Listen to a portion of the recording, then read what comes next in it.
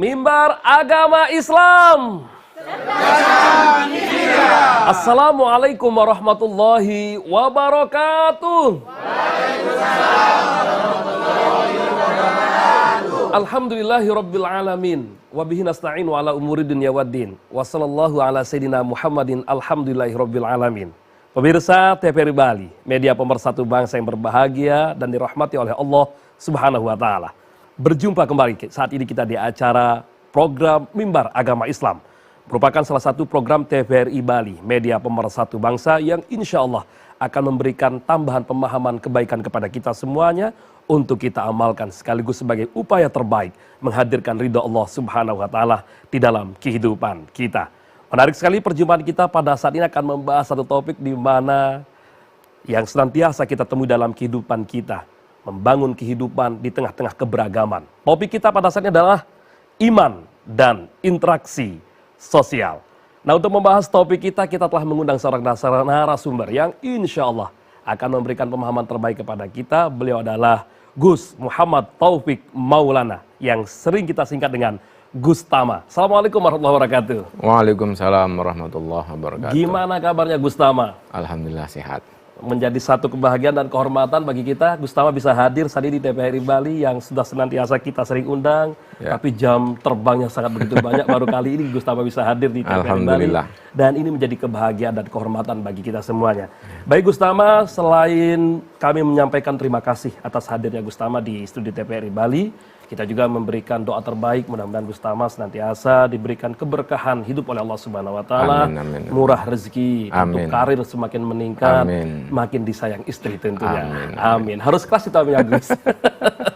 Baik, tepuk tangan untuk Gus Taufik Maulana. Pemirsa TVRI Bali, media pemersatu bangsa yang berbahagia. Selain hadirnya Gus Tama sebagai narasumber pada saat ini, audiens kita yang hadir pada kali ini adalah dari Persatuan Islam Tionghoa Indonesia Provinsi Bali. Assalamualaikum warahmatullahi wabarakatuh. Waalaikumsalam warahmatullahi wabarakatuh. Bapak Ibu Persatuan Islam Tionghoa Indonesia, gimana kabarnya semua? Alhamdulillah sehat. Tepuk tangan untuk kita semuanya. Baik, kita langsung saja membahas topik kita tentang iman dan interaksi sosial bersama Gus Tama, Gus Muhammad Taufik Maulana.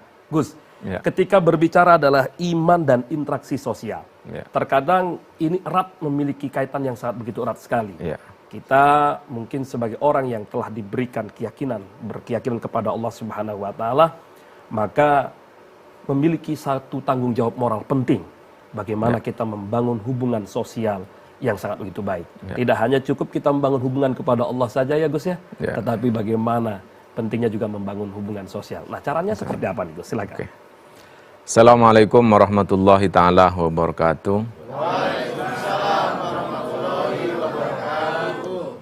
Bismillahirrahmanirrahim. Alhamdulillah wa sallallahu ala sayyidina Muhammadin amma ba'du. Kiai Rahmat yang saya hormati. Naik level. Karena sudah lebih nih. Dan juga para jemaah hafizakumullah jami'ah. Amin.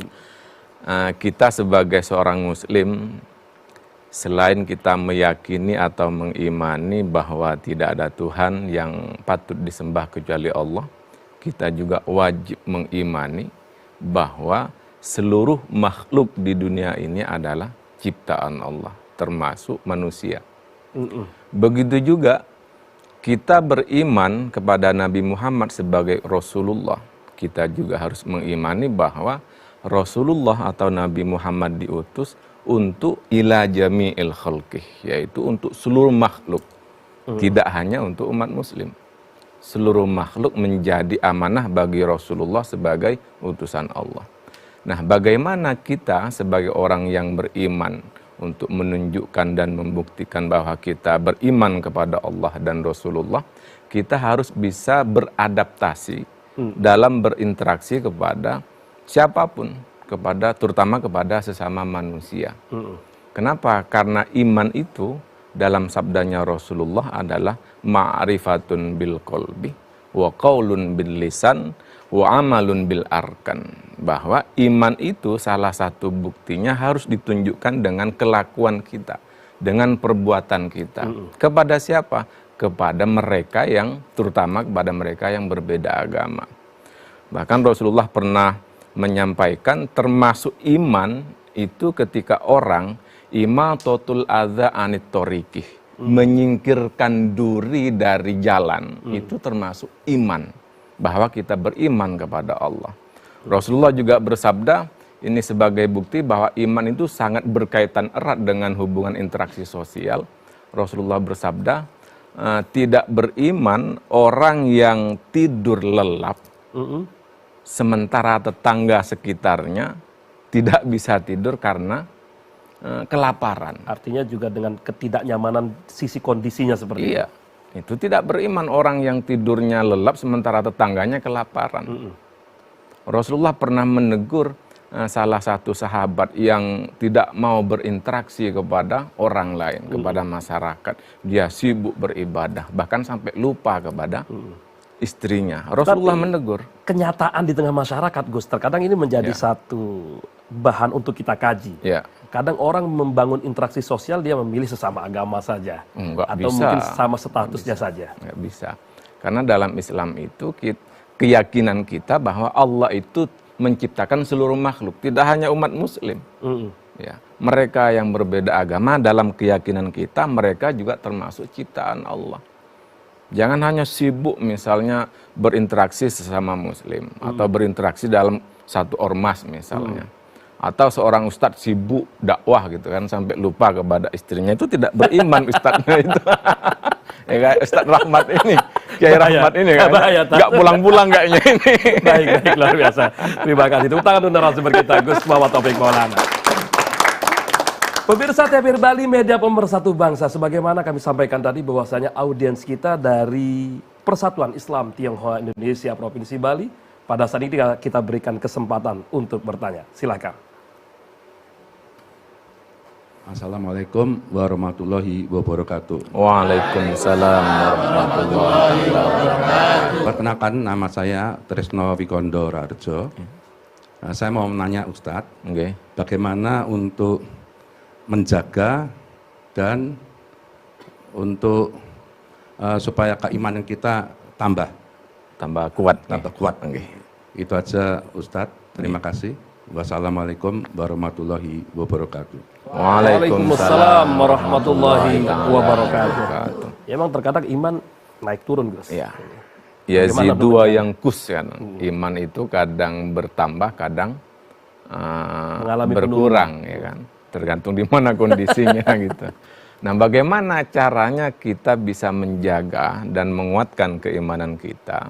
Yang pertama, kita sebagai umat muslim, kita diwajibkan tolabul ilmi, mencari ilmu. Maka dengan cara kita mengikuti majelis taklim, di mana-mana itu juga menguatkan keimanan kita. Kenapa? Semakin bertambah ilmunya, insya Allah imannya semakin kuat.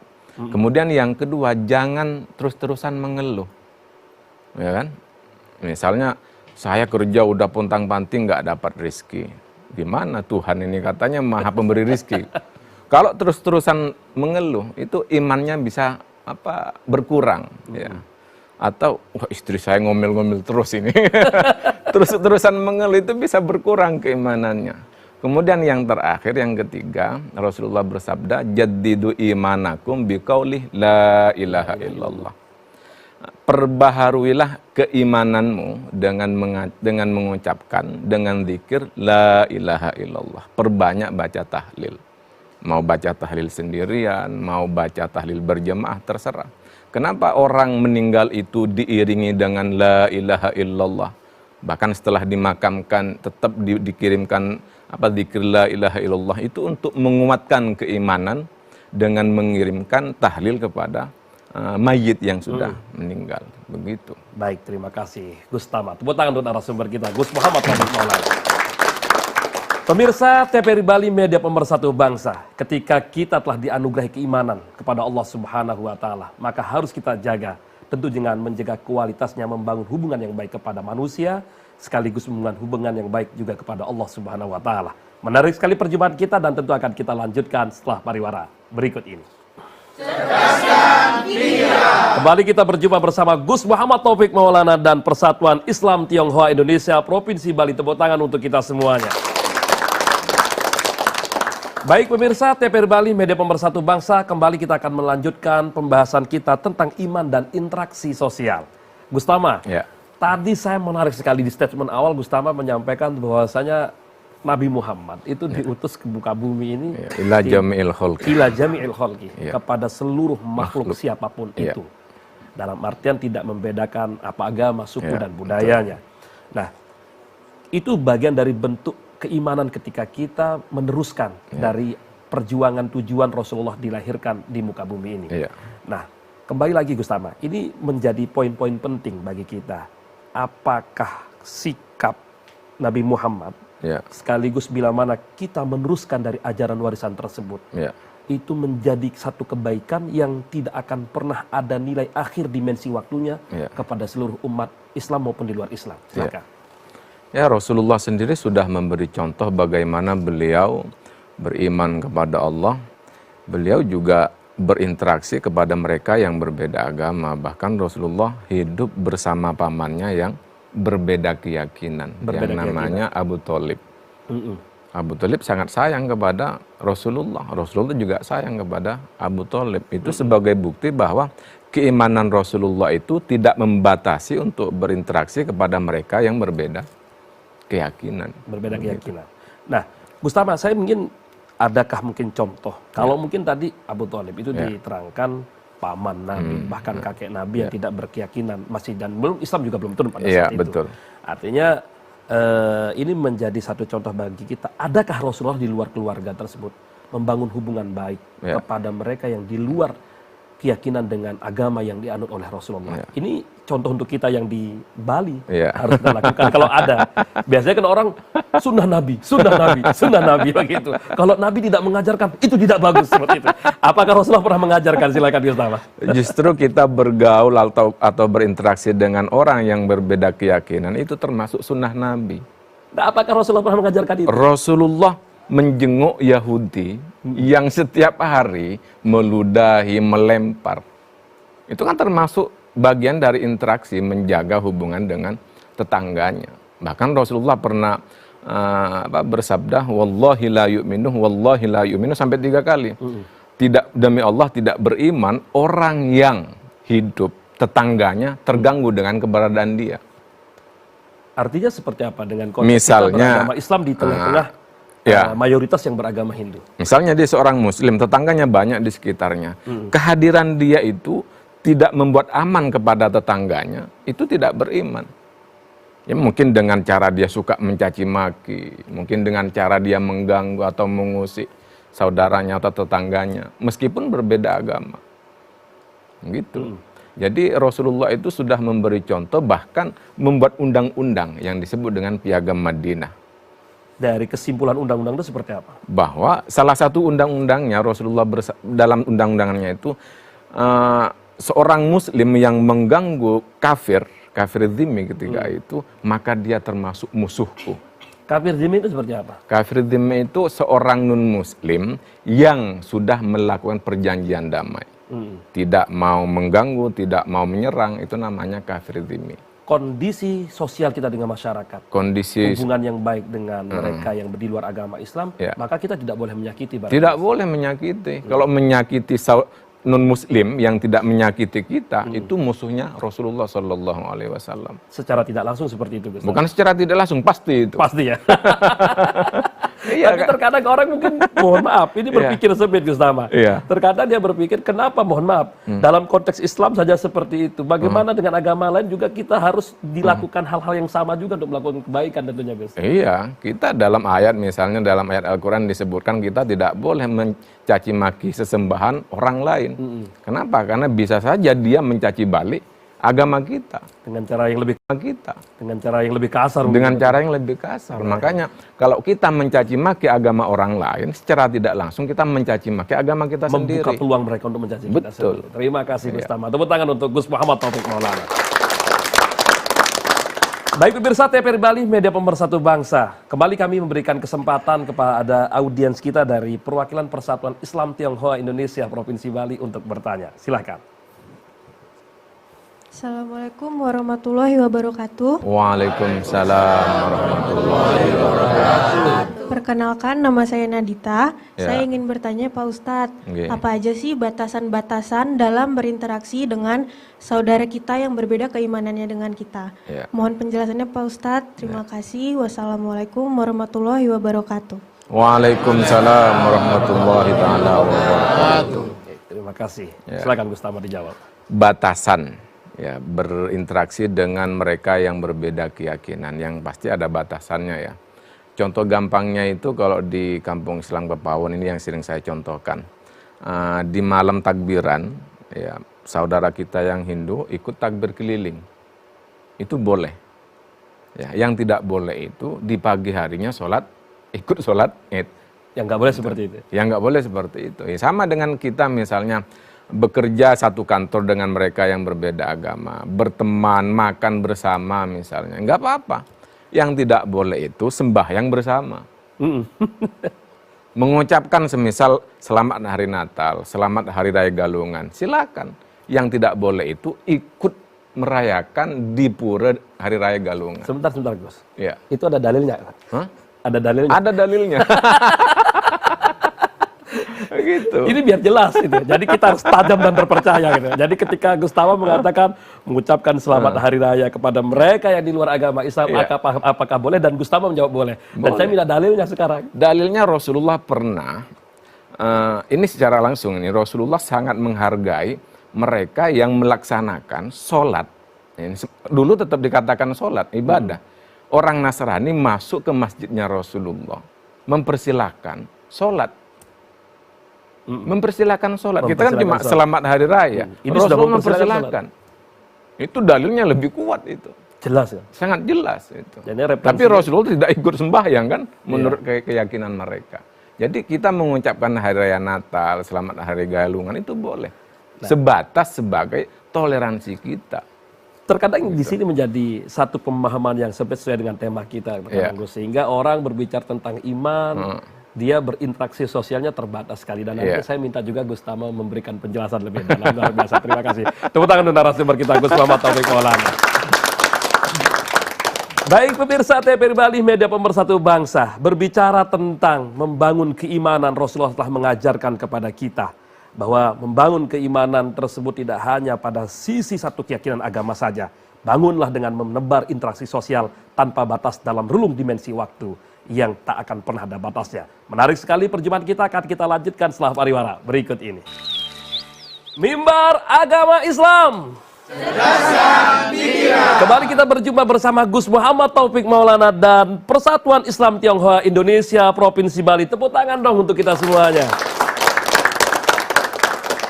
Baik, Gustama, Ya. menarik sekali nih. Makin lama waktu kita makin menantang saya diskusi bersama Gustama. Memang Gustama sering-sering mancing-mancing, apalagi punya dalil-dalil seperti itu sehingga membuka wacana pemahaman kita. Gus, kalau kita sandingkan topik kita ini adalah iman dan interaksi sosial. Ya. Jadi ketika kita sebagai orang yang telah beriman kepada Allah, meyakini Islam sebagai agama kita, Ya. di sini juga Islam memberikan media Ya. bahwa salah satu menghadirkan ke sosialnya ada di situ infak, Betul. ada itu zakat, Sedekah, ada ya. itu sodakoh. Ya. Nah, saya ingin tanya Gus, Ya. ini bagaimana kalau kita bersodakoh dengan mereka di luar agama Islam? Zakat juga sebagaimana, apakah boleh? Ya, Sodakoh apakah boleh? Zakat apa boleh? Infak apakah boleh? Silakan Gustama memberikan klasifikasi pembagian hukumnya. Oke. Di dalam ajaran kita itu memang banyak media untuk membangun komunikasi jalinan dengan mereka, terutama kepada mereka yang berbeda agama. Sedekah itu tidak hanya diberikan kepada Muslim, kepada non-Muslim pun juga boleh. Infak, sama juga dengan sedekah. Kita berinfak kepada mereka yang berbeda agama juga boleh. Berkurban, Kurban. boleh kepada mereka yang berbeda agama, tapi dengan catatan kurban sunnah, bukan kurban wajib. Kurban wajib itu kurban yang dinadari, kurban nazar. Kalau kurban sunnah, nggak apa-apa. Kalau kurban dagingnya perasaan Gus? nggak boleh, itu bahaya itu. Tuh. Jadi silahkan kita berbagi kepada mereka yang saudara kita yang berbeda agama. Bagaimana dengan zakat? Zakat itu ada 8 kelompok atau 8 golongan yang boleh menerima zakat. Di antaranya adalah mu'allaf. Mu'allaf itu dalam kitab kitab Syarah Fathul Qorib dijelaskan, mu'allaf itu tidak hanya orang yang masuk kepada Islam, tapi orang non-muslim yang hatinya senang dan bergaul dengan mereka yang beragama Islam itu termasuk mu'allaf. Kenapa? Boleh, Gus. Karena mu'allaf kan hatinya luluh. Berinteraksi dengan saudaranya yang muslim, nyaman, tenang, damai, itu boleh menerima zakat. Sebentar, ini keren sekali, Gus. Kalau mungkin saudara pernah saya dengarkan, boleh kepada mereka yang non-Islam. Kali ini Gus Tama mengeluarkan statement, zakat juga boleh. Boleh zakat. Itu ada referensinya itu. Kitab Fathul Qorib, Syarah Kitab Fathul Qorib. Paling saya gak ngaji, Gus.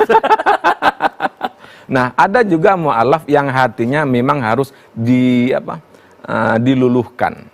Misalnya ada orang hidup di luar negeri, ya kan? Dia hidup bersama mereka yang beda agama, misalnya. Nah, dia untuk membangun masjid harus memberikan dana misalnya. Sementara dananya terbatas, ada dana zakat. Maka dana zakat ini boleh diberikan kepada mereka yang non-muslim dalam rangka untuk memu'alafkan, meluluhkan hatinya. Mu'alafkan hatinya luluh kepada Islam.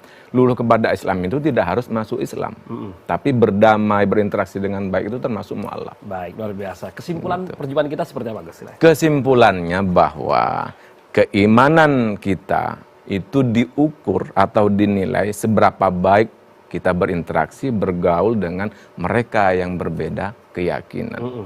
Kalau kita berinteraksinya buruk kepada mereka yang berbeda keyakinan, maka iman kita perlu dipertanyakan. Artinya tidak ada batasan ketika kita beriman kepada Allah, tidak ada batasan. Tidak ada batasan. Hablum minallah, hablum minanas harus sama-sama jalan. Jangan hablum minallah tok, nanti istrinya dilupakan. Terkadang orang konsentrasi ibadah semata tetapi melupakan apa yang harus dilakukan dengan tetangga. Tahajud terus istrinya kayak Rahman misalnya, sementara Ustadz Rahman misalnya, sementara istrinya Mas, itulah boleh kan? Itu haram salat tahajudnya itu. Siap-siap terima WA gelap, Gus. Baik, luar biasa, tepuk tangan untuk Gus Muhammad Taufik Maulana. Baik pemirsa TVRI Bali, media pemersatu bangsa yang berbahagia, tidak terasa waktu menjadi akhir perjumpaan kita pada saat ini. Maka sebelum kami undur diri, izinkan terlebih dahulu kami untuk berpantun. Pergi pelesiran ke Kabupaten Tabanan. Cakep. Bahagia dirasa, tenangkan pikiran. Cakep. Beda keyakinan adalah keniscayaan. Membangun sosial adalah kewajiban. Baik, saya Rahmat Hidayat dan seluruh kru yang bertugas pertama mengucapkan terima kasih dan mohon maaf bila mana tutur kata sikap yang kurang berkenan di hati Bapak Ibu semuanya yang menyaksikan tayangan kita pada saat ini. Akhirnya dari kami, wallahul muwaffiq ila aqwamit thoriq. Wassalamualaikum warahmatullahi wabarakatuh. Waalaikumsalam warahmatullahi taala wabarakatuh.